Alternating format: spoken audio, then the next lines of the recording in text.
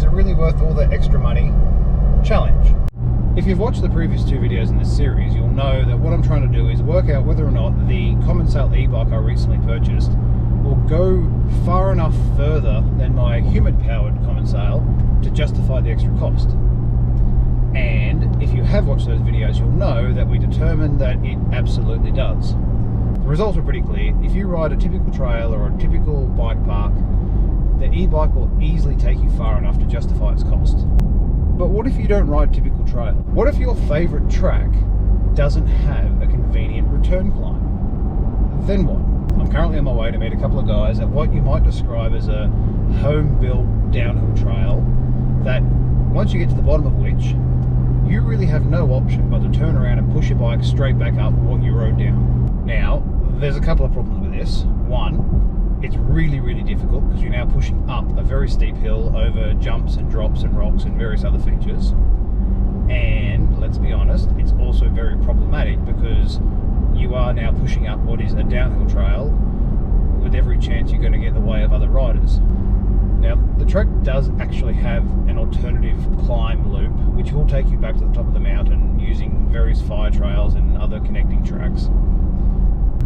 The only problem is that the alternative is really long and really steep, and because of its longness and steepness, no one in their right mind would ever use it, unless of course they have a motor. And that's exactly what we're doing today. Both normal bike me and e-bike me are going to come bombing down the same trail side by side, but when we get to the bottom, we're going to part company. Normal bike me is going to turn around and start pushing back up the trail I just rode down, while e-bike me will continue on and do the big alternative loop back to the top. Now, I've not actually ridden the alternative, so I don't know how long this is going to take. I've just been told in the past that there's many, many versions of horribleness, but so's the push. That's very, very unpleasant as well, so I don't know how this is going to pan out. So with that said, all we can do is dive in. Have fun. Okay, so this is Mount Ku-ring-gai. It is a rough and ready downhill track.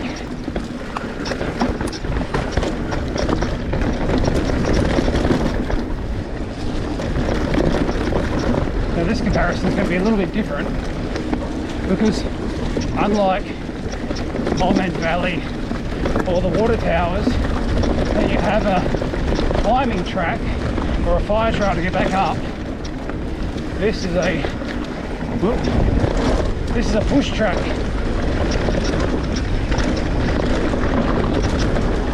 Without an e-bike, you get to the fucking big goanna.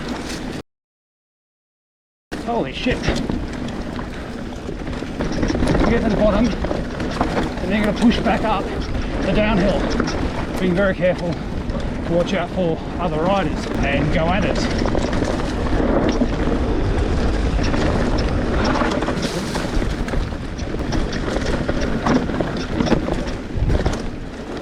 And that's it. On the e-bike, we will continue some distance and pedal up and around in some fashion.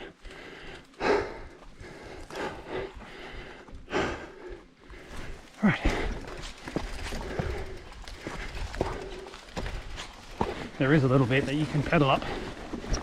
It's pretty steep and it doesn't last.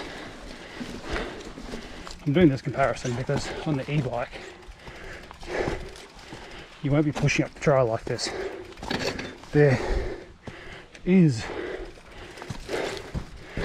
a fire trail, an access road, but it's a big loop and it's very, very steep. And as unpleasant as this is,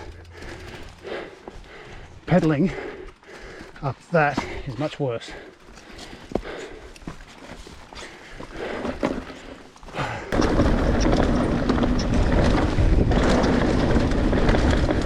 So it's looking like the alternative pedal back up the hill on the e-bike takes about the same time as pushing up with the norm.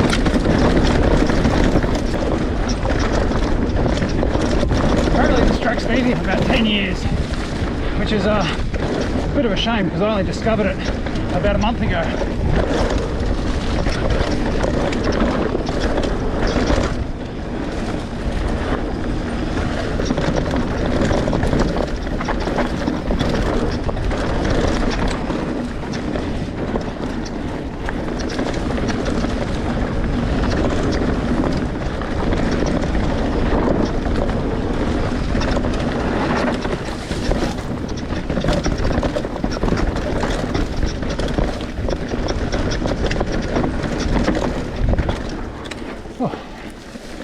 and down.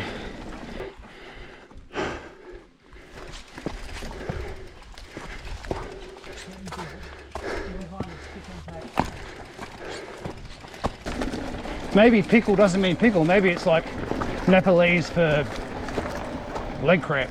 Yeah. And it's just been a direct English translation. And they're like, oh yeah, pickle juice.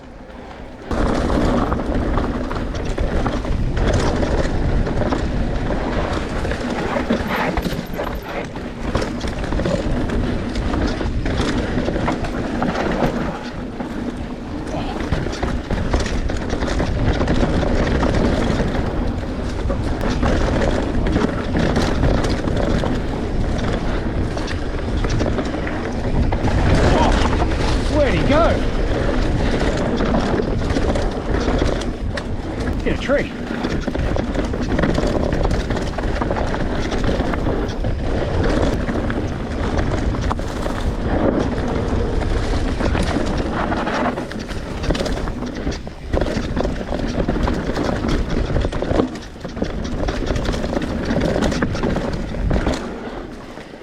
Yes. Let's see what he has to say about that. That's exciting.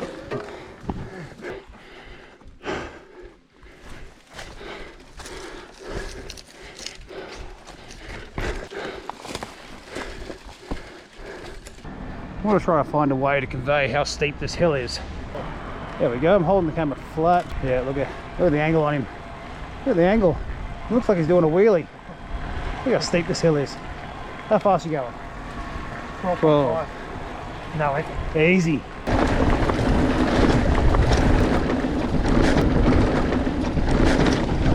Well, on this lap I want to talk to you about gradient. And gradient is just a fancy word for steepness. And this track is pretty steep. It's about 600 metres long, over which distance you will descend about 60 metres of elevation. So that's a gradient of 10 in 1. Well, what that means is, on the push back up, for every 10 metres you walk, you need to climb 1 metre. Now, I know that doesn't sound like a lot, but the flow trail at Thredbo, which is the one that goes straight down the middle, is also 10 in 1. And anyone who's ridden Thredbo knows that trail is steep enough to justify a chairlift.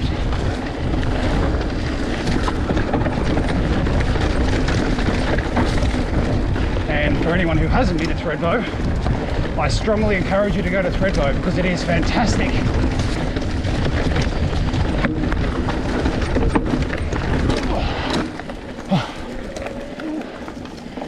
Man, it's hard to talk and ride on that track. Oh, yeah. So what does it mean for the alternative climb? Well, the alternative is twice as long as the push trail, which mathematically means it's only half as steep. And I know what you're thinking, half as steep? That sounds fine, doesn't it? Well, no, because it's half as steep on average. Like this bit here, there's a whole series of flat bits on the alternative. There's actually one bit that goes downhill a little bit. Because of all that intermittent flatness and occasional downhillness, the bits that are a climb are really, really steep. All right, now we're at the end of the ride. What's better, the push or pedaling up the hill? Pedal. Pedal's better? Pedal. You know what, I reckon because the fact we can actually speak and have this discussion proves that this is heaps better. Yeah, we're not gasping for air. Yep. This is the steepest bit of the climb, and Yeah. You know, you get to the top of the push and you're hoping for death. yeah. Coming up to the end of lap 5. Alright, we finished up. We're back in the car. I've had a time to download all the data and compare everything. And what have we learned? Well, what we've learned is that we didn't do any extra laps on the e-bike. We did many, many more kilometers, but that's to be expected because, well, the loop it was doing was much longer. But after an hour of riding on both bikes, we achieved 4 laps. That's the same amount of downhills, the same amount of jumps, the same amount of drops, theoretically the same amount of fun.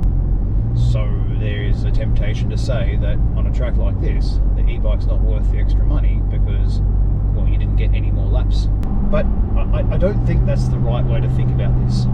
Yes, we did the same amount of laps, but the laps on the e-bike were much better, particularly the second and third and fourth laps. Because the push up the hill was so exhausting, I was absolutely buggered when it came time to ride back down again. Meanwhile, on the e-bike climb, I'm just happily gas bagging away with my mate about all sorts of stuff and things, paying absolutely no attention to whether or not I'm working hard, because I just didn't feel like I was. But that takes us nicely to the energy burn on the ride. According to Strava, I burnt many more calories on the e-bike laps than I did pushing up the hill. Now, I have done a little bit of research and some validation testing with different heart rate monitors, and I've got a pretty good idea what's going on there, but that's going to be the subject of another video down the track, so stay tuned. What about performance? Well, you saw for yourself. The e-bike has absolutely no trouble keeping up with a normal bike on this trail. If you look at the video closely enough, there are plenty of times when the e-bike is actually outperforming the normal bike on the downhill. So there's no complaints there. Now really, we shouldn't be surprised that the e-bike performs as well as the human-powered bike at being a bike, because its spec level, its geo, its design, it's all the same. It's just a bit heavier. Well, it's much heavier, but you know, when it comes to going downhill, and particularly when you're engaging with really janky, rocky bits, that's a benefit. So that concludes it. I've dumped a heap of data on you. Hopefully some of it's applicable to the way you ride and the places you ride. If not, I've got a couple more videos coming out over the next few weeks. Like I said, I'm going to explore the heart rate thing, see what's going on there. I'm also going to do a couple of timed runs. I've mentioned that, you know, in certain circumstances the e-bike is just as quick, if not quicker, than my human-powered Commencal. So I'm going to put my money where my mouth is. So watch out for that one. Like always, if you like the content, please consider subscribing. Otherwise, I'll see you out in the trails.